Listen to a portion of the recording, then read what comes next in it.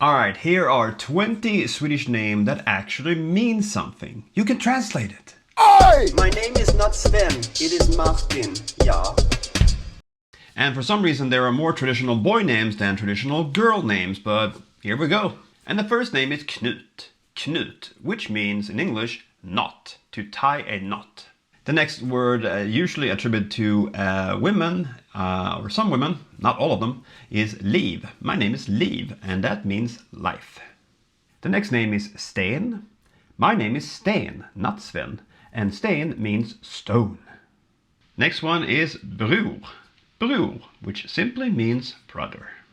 Then we have a very common name in Sweden, which is BJÖRN. BJÖRN, which means bear, and an older version of this is TORBJÖRN, forebear. I know. Alright, a traditional girl's name is Linda. Linda. And that could be a verb to wrap something, to linda something around your leg. Then we have the name Tina. Tina, which is to thaw something, to make something not ice, but water, or something that you can put in, the microwave. Then we have STIG. Hello, my name is Stig, and Stig means path. Then we have the name Bo. My name is Bo, and Bo is to reside, to live somewhere. Jag bor I Sverige. I reside in Sweden. Then we have the name of my cousin's second child, which is JUNI. JUNI, which simply means June, the month of June. Then we have a very, very special name, and that name is Hans. In the storytale Hansel and Gretel, the Swedish word, or the Swedish name for the boy is Hans. And you know what? It's also my second name. I know, Hans Martin.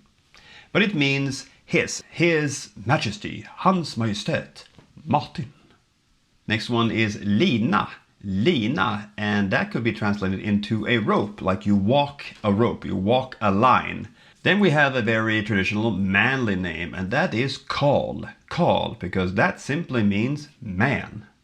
A real man. Right. Then we have BRIT. BRIT, which is normally, I guess, right now a name that someone in their 60s or 70s would have. And you could translate it simply to a Brit, someone living in Great Britain or the UK. And you can also put GUN-BRITT. So you put gun in front, so a GUN-BRITT. Not a very uncommon name either. And then we have Tom. My name is Tom, but the way it's spelled, it could also be tom, which means empty. Then we have Fred. Fred, which I guess is a more common name in English, Fred.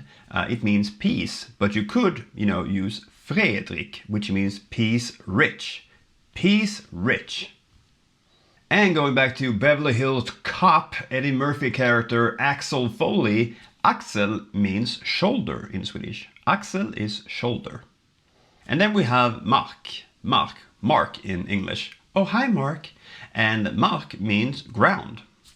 A name that might not be very common right now in Sweden is RITA, or in English, RITA. It means to draw, like to draw something. RITA.